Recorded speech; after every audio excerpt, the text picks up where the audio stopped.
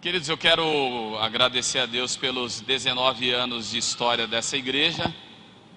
Enquanto estava ali vendo toda a vinheta passando, a história, né? Aquela irmã me chamou muita atenção que ela ia vibrando. Ela está sentada ali atrás de mim, acabou de limpar o óculos, ela ia vibrando cada coisa que passava, né? Ela ia relembrando a célula, ficou muito feliz. Eu quero agradecer a Deus. Agradecer a Deus também por estar entre amigos, né? Isso é uma das coisas mais importantes. Temos aqui pastor Rubinho, sua família, pastor Cléo, sua família, o Estevão, sua esposa também, alguns que nós conhecemos, os demais.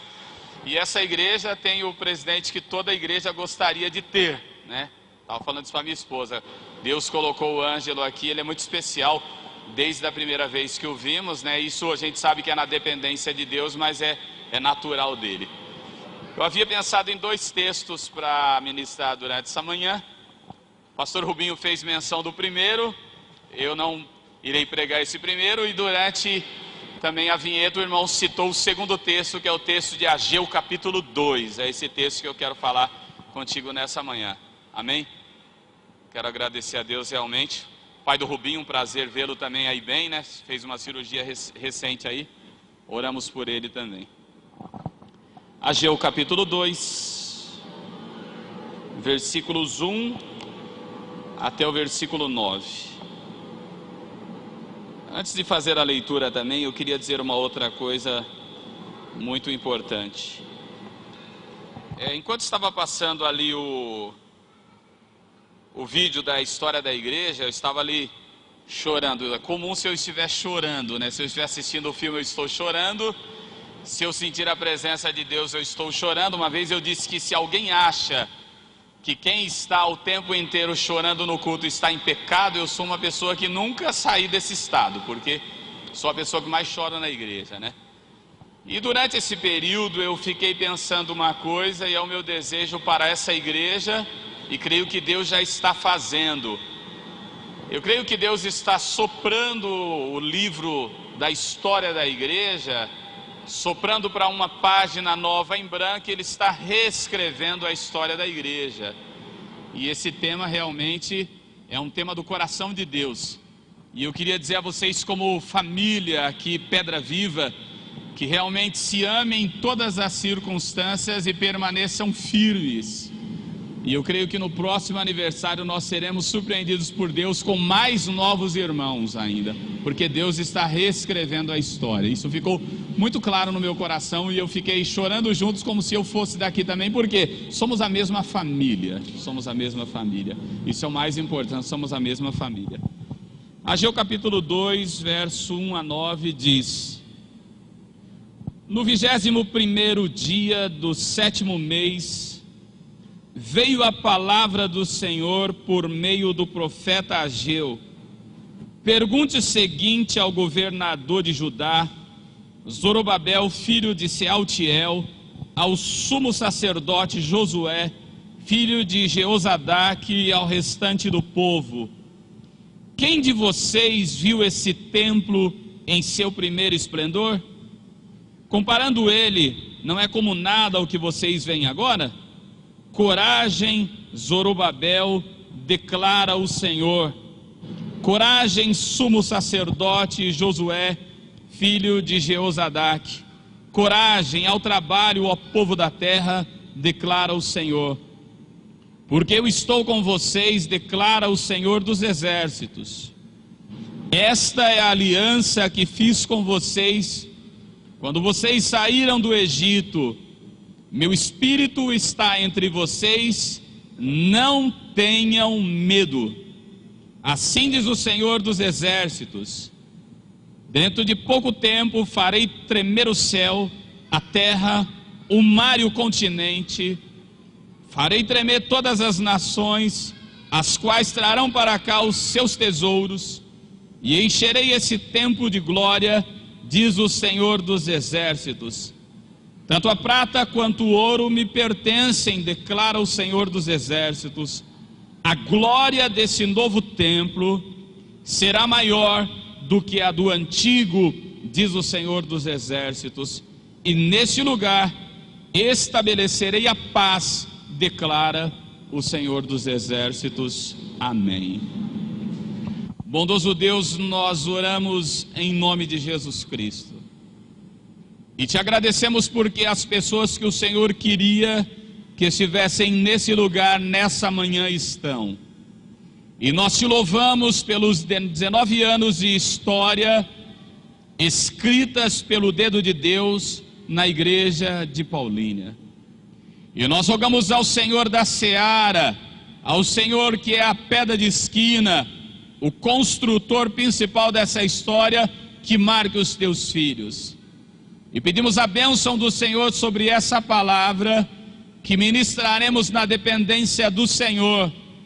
De nós mesmos não temos nada a oferecer, mas o teu Espírito conduz a igreja, o teu Espírito conduz a história, e é na dependência do Espírito Santo e no nome de Jesus que nós ministraremos essa palavra. Então se conosco, Senhor. Temos aqui filhos preciosos do Senhor, uma equipe pastoral excelente, amigos, uma diretoria administrativa e o corpo de Cristo reunido aqui. Então fala conosco em nome de Jesus, amém. Eu quero só na apresentação da minha família dizer que eu tenho 2 filhos, né? A minha esposa é a Leonira, eu tenho 2 filhos. Pode alguém achar que eu tenho 3 filhos, né? Nós temos 2, como o Rubinho apresentou. E a Estela, ela está entre um castigo e um período de oração, vamos chamar assim. Ela está orando com o meu filho. Nós estabelecemos um período de 1 ano. Ele vai fazer 18 anos em setembro. E aí depois dessa sabatina de oração nós saberemos se vão namorar ou não, mas estão orando, né? Por momento está tudo bem. Ela é sobrinha da pastora Adriana e do pastor Marcelo Marques da Vila Maria, e aí estão orando aí, né? Então a Estela está conosco pegando essa carona. Espero em Deus que tudo conduza bem e que ela tenha paciência para me suportar. Sou bastante chato. Amém, nesse sentido aí ela tem sentido um pouco. A glória da segunda casa é um tema que já é próprio do texto bíblico, né? Agora eu vou pregar, você imagina, está ali o Cléo, né? Anotando o que eu vou pregar, está ali o Rubinho, e aí vamos ver se depois nós passamos nessa sabatina, né? Só homens de Deus aqui, mais grandes amigos. Eu quero falar introdutoriamente o seguinte: quando Deus anunciou o tempo da virada na vida do povo de Israel, a nação de Israel estava vivendo dias árduos, dias difíceis, e aí Deus então anunciou, como algumas vezes nós cantamos, o tempo da virada. Nós cantamos muitas vezes na igreja: eu vou viver uma virada em minha vida, eu creio. E justamente nesse período aqui em que o povo está vivendo dias árduos e dias difíceis, Deus anunciou o tempo da virada. Eles estavam vivendo um tempo de secura, um tempo sem frutificação, um tempo de muitas lutas e de grandes desânimos. Creio que o que eles estão vivendo no geral é um tempo que já visitou a história de cada um de nós. Eu estava dizendo para algumas pessoas que eu tenho o privilégio de servir a um Deus, e você também, que algumas orações que eu fiz há 10 anos atrás se cumpriram no ano passado e algumas estão se cumprindo ainda. Então nós temos que ter paciência, porque o Kairós de Deus não está relacionado à nossa ansiedade de que as coisas aconteçam rápido. Eu creio que a maioria de nós, quando oramos e no final falamos amém, ou seja, assim seja, ou como a oração do Pai Nosso, seja feito a tua vontade, nós já tivemos aquela pretensão pequena de que, se possível, a nossa vontade acontecesse naquela hora seria muito bom. Mas nós temos que nos reconhecer como seres mortais na dependência do Senhor e entender que existe um tempo para que as promessas de Deus se cumpram. Existe um tempo.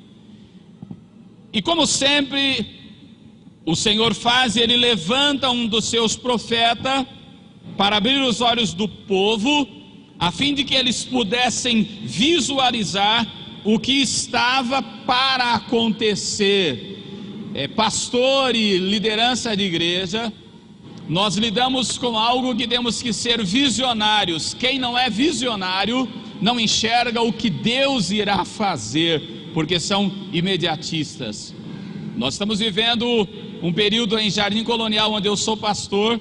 Já havia passado alguns líderes lá. Eu estava uma certa feita no gabinete pastoral fazendo uma oração de inconformação com o estado atual das coisas. Você pode lembrar que o profeta Abacuque, ele tem aquele momento que ele está insatisfeito, ele vai orar e falar com Deus, e ele relembra algumas coisas que ele fez e cria expectativa em outras que ele fará.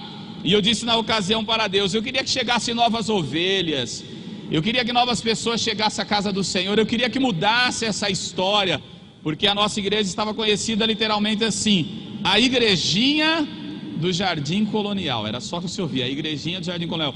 E eu falava: nós temos que parar de chamar a igreja de igrejinha, porque ela é a igreja do Senhor.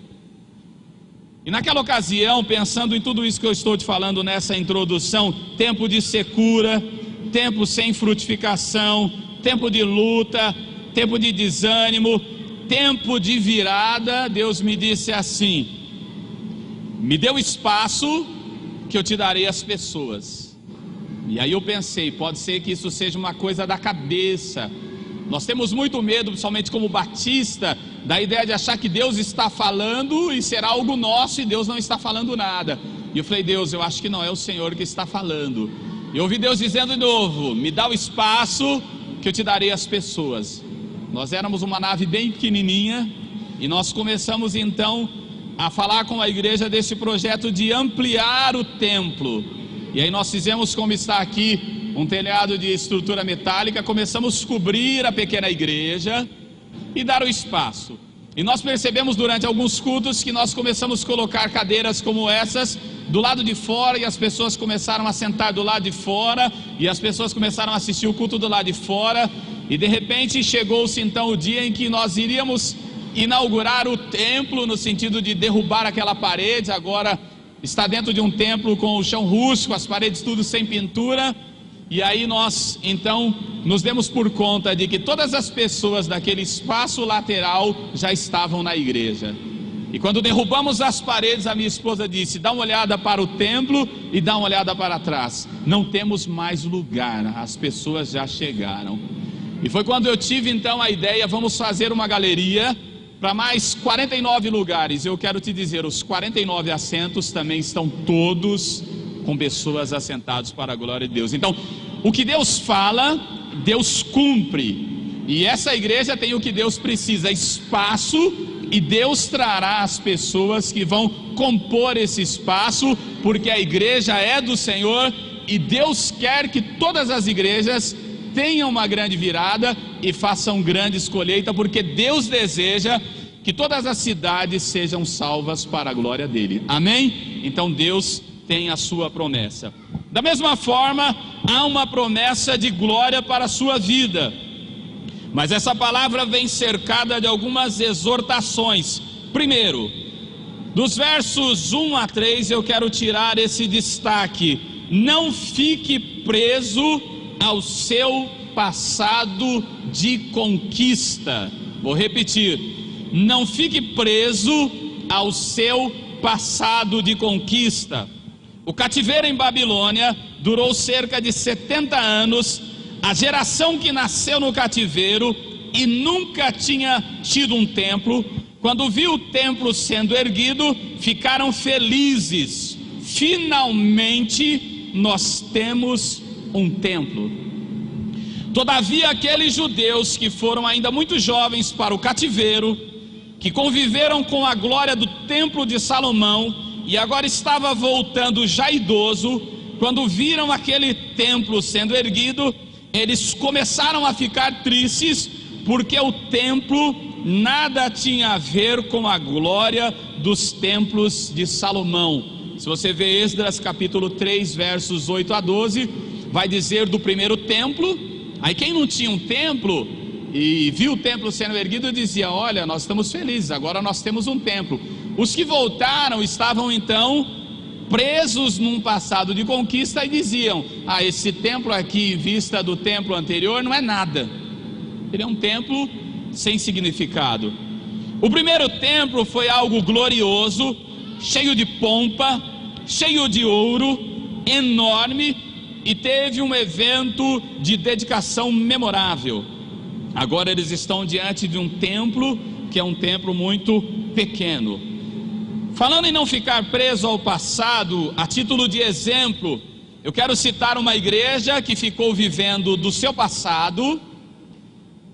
Era uma igreja que em Apocalipse 3 destaca como uma igreja que agora já estava morta, mas era uma igreja que vivia do seu passado. É a igreja de Sardes. A história da igreja de Sardes tem muito a ver com a história da própria cidade de Sardes. A glória de Sardes estava no seu passado. Sardes foi uma capital da Lídia, viveu tempos áureos no período do rei Ciro, e agora era uma cidade que já não tinha mais aquela glória. Quando nós falamos também de não ficar preso ao passado de conquista, não pensamos só no templo como espaço físico, mas pensamos na igreja como nós que somos a igreja. Algumas pessoas também vivem no passado presa. Um ministro de adoração recente disse para mim que viu um cantor ministrando e ele disse: pastor, os testemunhos são os mesmos do passado, parece que nada novo aconteceu na vida daquele músico que estava ministrando. Nós os crentes também temos que tomar cuidado com a glória ou as conquistas do passado e ficarmos presos achando assim: no passado eu cantava, no passado eu pregava, no passado eu expulsava demônios, no passado fizemos. Nós temos que pensar também que temos que viver o hoje, temos que ter novas experiências com Deus. O crente não pode ficar preso só às experiências do passado, ele deve viver um novo encontro com Deus todos os dias. O grande segredo para que o crente viva novas experiências está no fato de quanto tempo ele ora por dia. Infelizmente, pensando na nossa classe de pastores, a maioria dos pastores já não oram pelo menos 2 horas diárias, porque diz que tem muita coisa para fazer. Lutero dizia que orava no mínimo 3 horas por dia, e quando tinha muitas coisas a fazer, dobrava o seu período de oração. Eu já percebi, você como pastor já percebeu, que se nós nos voltarmos para a nossa rotina administrativa da igreja, o pastor deixará de fazer aquilo que é o nosso real sentido ministerial. Em Atos capítulo 2, quando se estabeleceu os diáconos, podendo ser chamados de diáconos, foi para servirem as mesas e os pastores se dedicassem a 2 atividades específicas: a oração e ao ensino da palavra. Esses são os 2 deveres fins de um pastor. Se um pastor não orar, se eu não orar, eu não devo esperar que o meu rebanho ore, porque o meu rebanho é um reflexo da minha vida. Nós estamos lá na igreja, meu filho e a minha filha estão envolvidos com um movimento de oração de adolescentes. Começou com 5, 6 e agora eles estão em aproximadamente 17 adolescentes que estão orando aos sábados de madrugada na igreja. Então aqui essa igreja ficava presa no passado, a igreja de Sardes.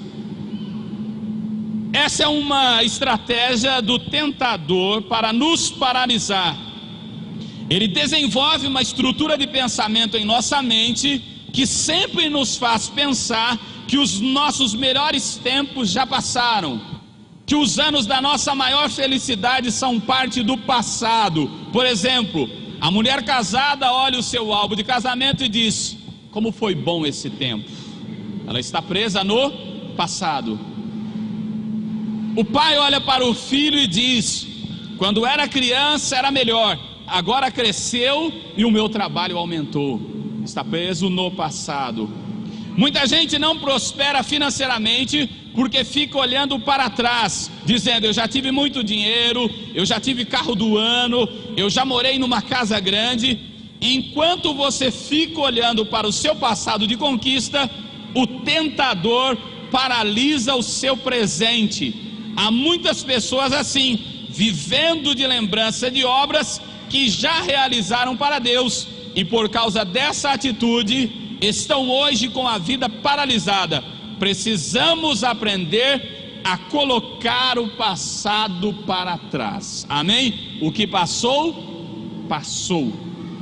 O profeta Isaías, em Isaías 43, versos 18 e 19, diz: esqueçam o que se foi, não vivam no passado.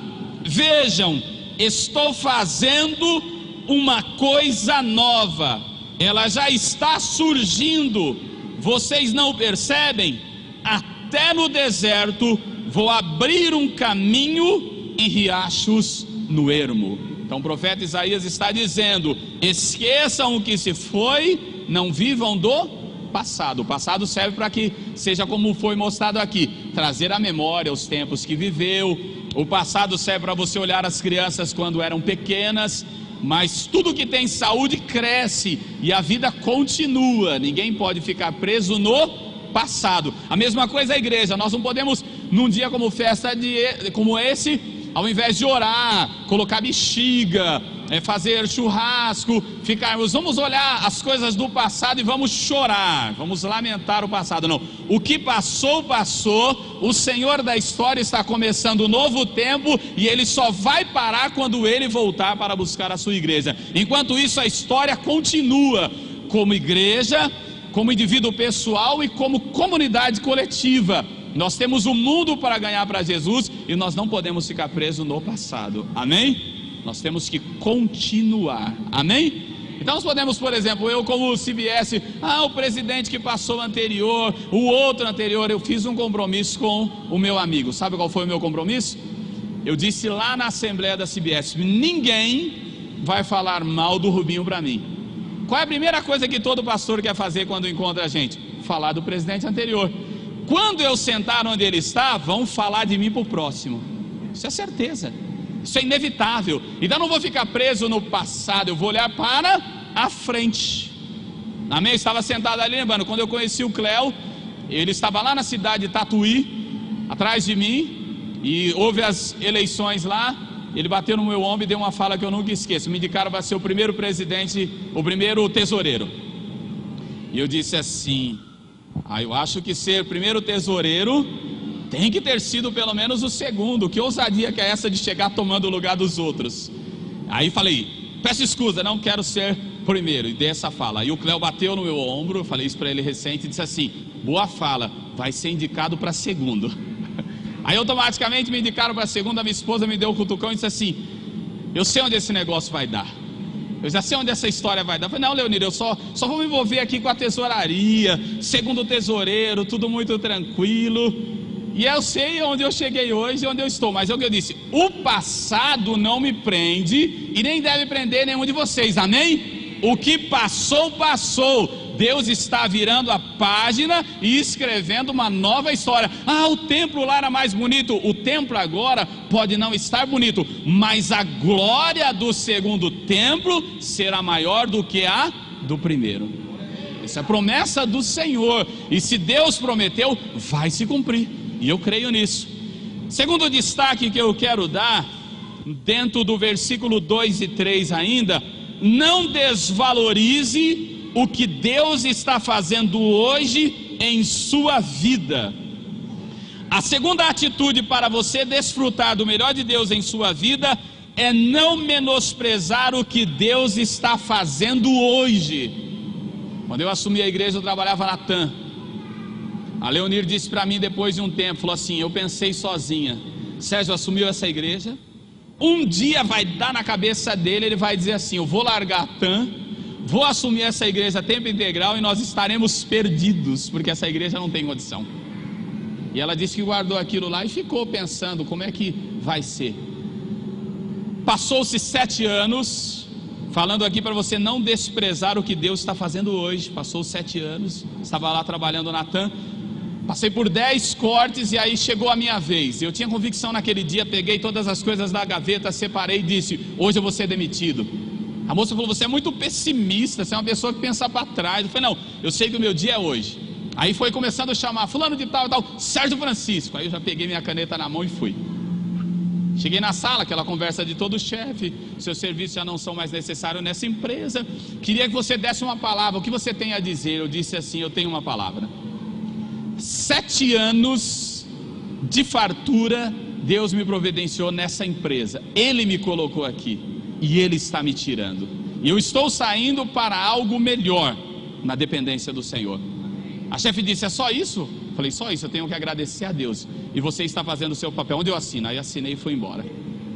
Fui parar numa empresa de corretagem de imóveis, 6 meses lá. Irmãos, não vendia nada, Deus não deixou vender nada, todo mundo vendia, dinheiro na mão e tal, e eu lá preso. 9 meses, 9 anos eu fiquei na TAM, isso, 9 anos. Estão lembrando, fiquei 9 anos, né?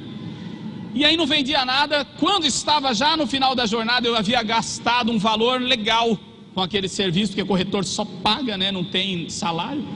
E aí um dia eu falei para Deus, Deus, agora tá ruim, porque agora estou começando a pagar para trabalhar. Aí eu fechei uma venda chamada 50% para mim, 50% para o outro corretor. Calculei tudo que eu havia gastado, centavo por centavo, Deus estava me devolvendo naquele dia. Aí eu estava sentado naquela mesa do plantão e Deus disse para mim assim, pede para sair. Aí eu falei, isso aí não é legal. Fiz uma venda 50%, acho que eu estou ouvindo coisas, pede para sair. Aí eu ouvi mais áudio de venda, eu estou dizendo para você, pede para sair.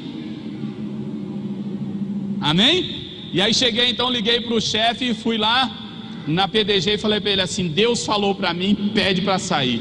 Falou, rapaz, você é confuso, você chegou aqui, pediu para mim todos os domingos livres, ninguém tem, você tem todos os domingos que é pastor, agora você vem e diz para mim que Deus te pediu para sair, agora que eu estou acreditando em você, você fez a primeira venda, vamos para frente. Eu falei, não, Deus pediu para sair. Querido, deixa eu te contar só uma coisa, eu fui viajar para o estado de Minas, e a igreja disse, nós vamos conversar para trazer você para tempo integral.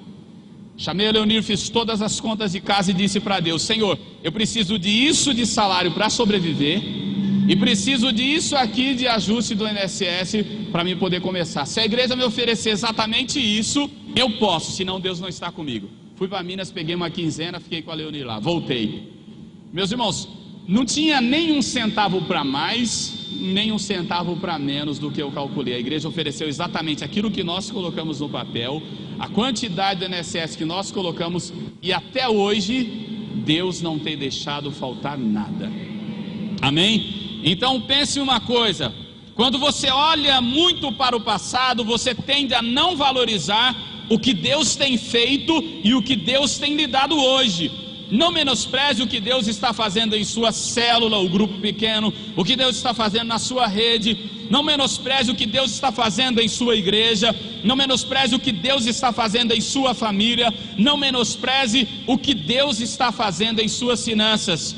Veja o que está acontecendo nesse texto. O povo ficou 70 anos no cativeiro, sem templo, sem lugar de adoração, e agora debaixo do decreto de Ciro, rei da Pérsia, eles têm a oportunidade de voltar, e mais, o templo está sendo erguido. Era para o povo estar animado, encorajado, mas por causa do passado de conquista, os anciões estavam desanimados, desencorajados. Eles olhavam para o templo sendo erguido e lembravam-se do que fora o templo de Salomão e dizia, versículo 3, não é como se fosse nada? Não é uma coisa assim simples demais? Queridos, nós não devemos menosprezar as coisas simples. Se eu estou de pé, a mulher mais simples desse universo dobrou os seus joelhos todos os dias por mim, que foi a minha mãe. É uma pessoa simples, é algo simples. A minha esposa outro dia disse, a sogra, ela pode ter algumas coisas que a gente não gosta nela, agora ninguém pode falar uma coisa da sogra, é da vida de oração que ela tem. A sogra ora muito.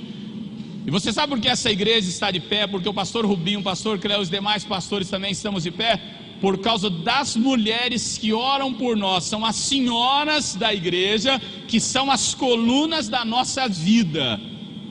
Eu reconheço que se o meu ministério está bem, é porque lá na igreja eu olho aquelas senhoras e elas oram por mim todos os dias, e oram por missionários e pastores que elas nem conhecem.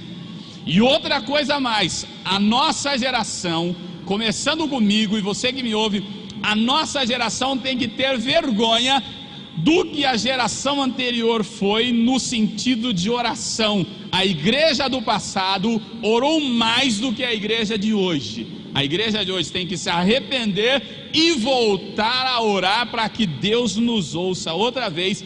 Nós nos arrependamos, voltemos para a palavra e haja um avivamento genuíno na nossa terra, amém? O verdadeiro avivamento só virá quando nós começarmos a orar, amém?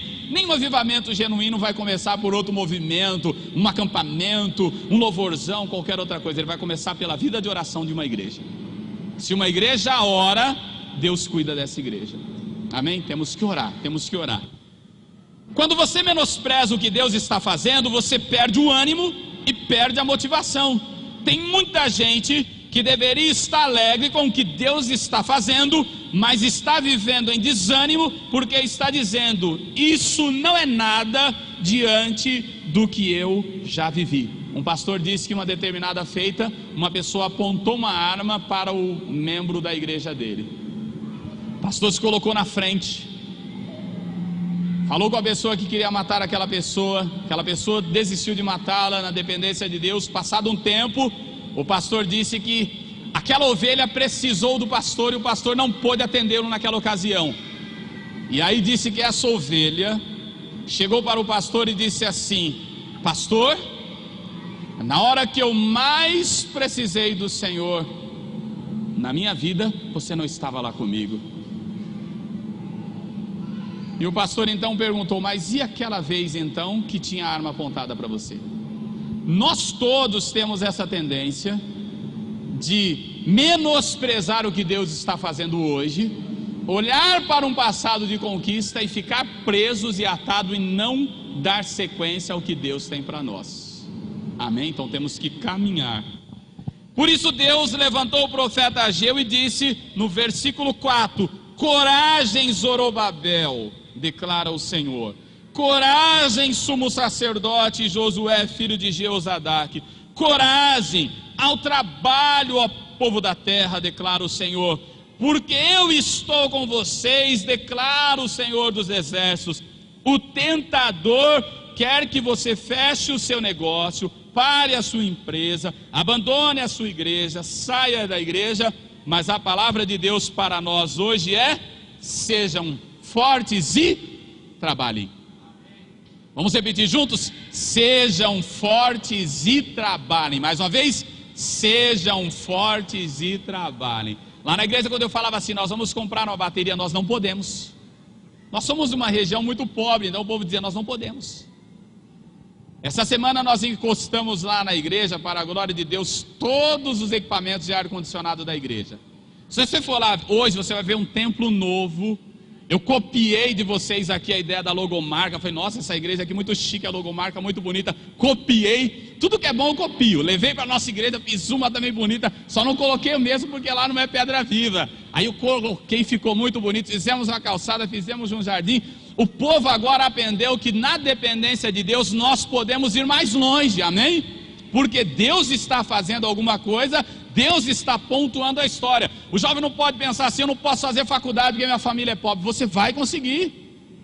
Eu não vou conseguir trabalhar num bom negócio. Você vai conseguir. A diferença está entre o crente que ora e o crente que ora e toma uma ação também. Eu sempre falo, pessoal, Deus não é injusto. Tem gente que ora para Deus, por exemplo, abrir uma porta de trabalho para ele. Ele levanta às 11 horas da manhã para fazer entrevista por aí. Querido, ele não vai.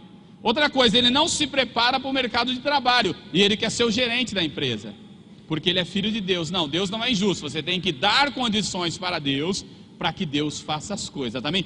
Deus está fazendo alguma coisa na sua vida e na minha hoje, e você tem que entender que nós vamos marcar a história, amém? Nós vamos marcar, como igreja, como pessoa, nós vamos marcar a história. E outra coisa, um estímulo até para os adolescentes e jovens. O pessoal diz: os jovens e adolescentes não têm condição porque são novinhos ainda. A reforma protestante e a história está marcada de grandes jovens e adolescentes que fizeram grandes revoluções. É só pegar a história que você vai ver que grandes homens, na sua tenra idade, foram usados por Deus, amém? Então esse é o segundo ponto que eu queria destacar. Não desvalorize o que Deus está fazendo em sua vida hoje. Terceiro e último ponto que eu quero destacar e depois concluir.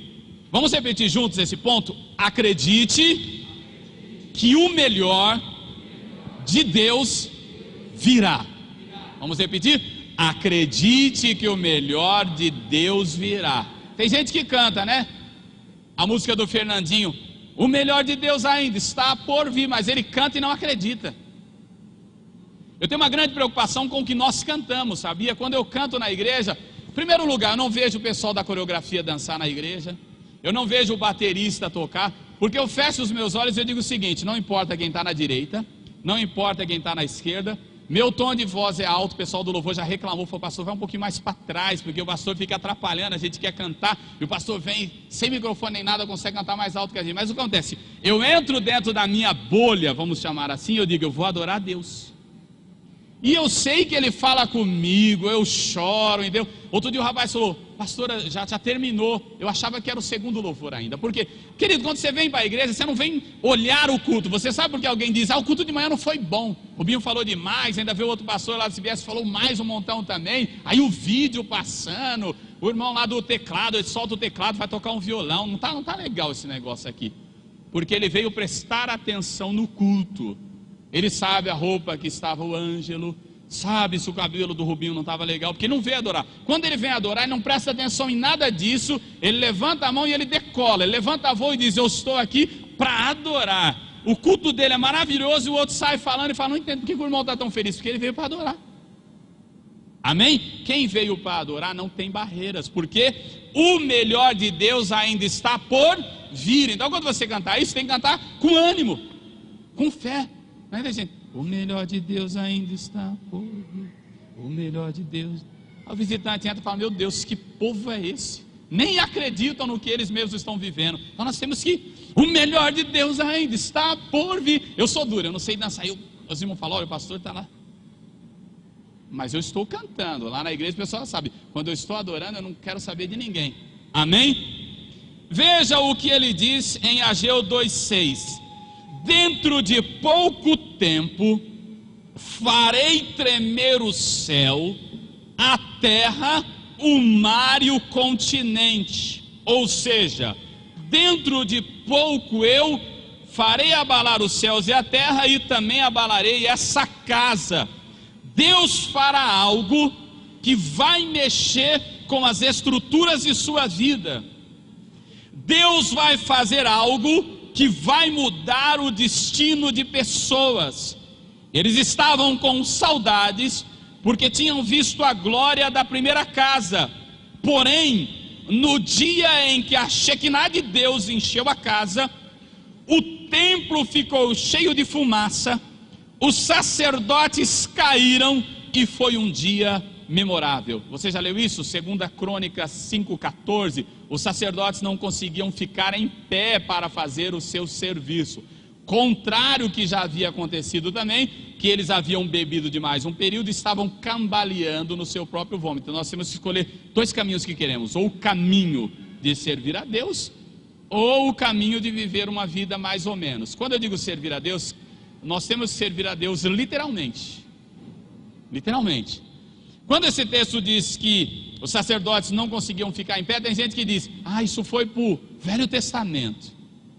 Hoje já não acontece mais, queridos. Hoje acontecem coisas maiores, porque Jesus prometeu. Ele disse que ele só tinha 3 anos de ministério, e nós, como teríamos uma vida toda, 19 anos, poderíamos fazer maiores coisas do que ele já fez. Veja bem, um homem só, como foi aquele Moody, despovoador do inferno. Quando Spurgeon pregava, Moody estava lá na plenária, e o pessoal disse que aí ele falava assim: Deus quer revolucionar o século, e Deus, através de um homem, por meio dele, quer mudar toda a história de uma cidade. E aí o Moody disse que ele ficava pensando assim: eu vou gritar, eu serei esse homem. Aí ele pensava: mas e se não foi eu? E aí disse que aquilo foi incendiado. Aí ele gritou: eu serei esse homem. Aí disse que as diaconistas da igreja falaram: meu Deus, o Moody prega mal. O Moody é um camarada que não tem perfil. E ele disse que ficou com aquilo no coração dele. Aí certa feita o pastor saiu da igreja e deixou o Moody pregar mais uma vez depois dessa fala. E disse que uma irmãzinha chegou e falou assim: Moody, só se for a misericórdia de Deus que você será esse homem, porque isso é ruim demais. Mas querido, Moody foi um homem que ele cantava nas ruas, e quando ele ia cantando, as crianças iam fazendo trenzinho atrás dele, e na escola bíblica dominical, Moody colocava sozinho 500 crianças. O Moody se tornou um grande pregador. Uma certa feita, num espaço como esse, diz que de madeira começou a pegar fogo, e Moody sumiu no meio do momento do incêndio, e alguém perguntou: onde está Moody? Moody sumiu na hora que nós precisávamos mais de Moody, e de repente apareceu Moody, que havia ido numa gráfica, feito impressos, e ele distribuía para todo mundo os folhetos dizendo: essa casa pegou fogo, mas eu já arrumei um outro lugar, e o culto próximo será nesse endereço. O culto será nesse endereço. Espalha para a cidade que o culto será nesse endereço. Amém? Deus está precisando de pessoas assim, que acredita que o melhor de Deus está por vir. Queimou, arrumou outro espaço. Está chovendo dentro, manda tampar, mas a obra vai continuar, a igreja vai continuar, as coisas vão acontecer. Amém? Era difícil imaginar um culto melhor do que aquele de 2 Crônicas 5,14. Era difícil imaginar o que aconteceria, ou se aquilo pudesse repetir. Mais uma vez, Deus falou, Ele cumprirá. Olha o que diz Ageu 2, 8 e 9. O que virá será mais forte, será mais poderoso, será mais completo do que tudo que já passou. Amém? Eu creio que Deus ainda tem muitas coisas para mim. Você crê que Deus tem para a sua vida? Amém? Então não pendure as suas harpas, não pendure as suas ferramentas de trabalho. Na semana passada eu pregava na igreja sobre aquele texto da multiplicação dos peixes, da lição da pesca, quando Jesus chega para Pedro e diz assim: Pedro, é para você lançar novamente a rede. E eu usei como simbologia na igreja dizendo que lavar as redes significa você pegar as suas ferramentas de trabalho e encostar de lado. Falei, tem gente que pendurou, está lavando a rede porque não quer mais tocar, está lavando a rede porque não quer mais pregar, está lavando a rede porque não quer mais fazer visita, está lavando a rede porque não acredita mais no ministério da igreja. Eu falei, em nome de Jesus, não lave as redes. Aí saí citando alguns irmãos: você está lavando a rede, você está lavando a rede. E um que estava lavando a rede, eu falei, domingo você vai pregar.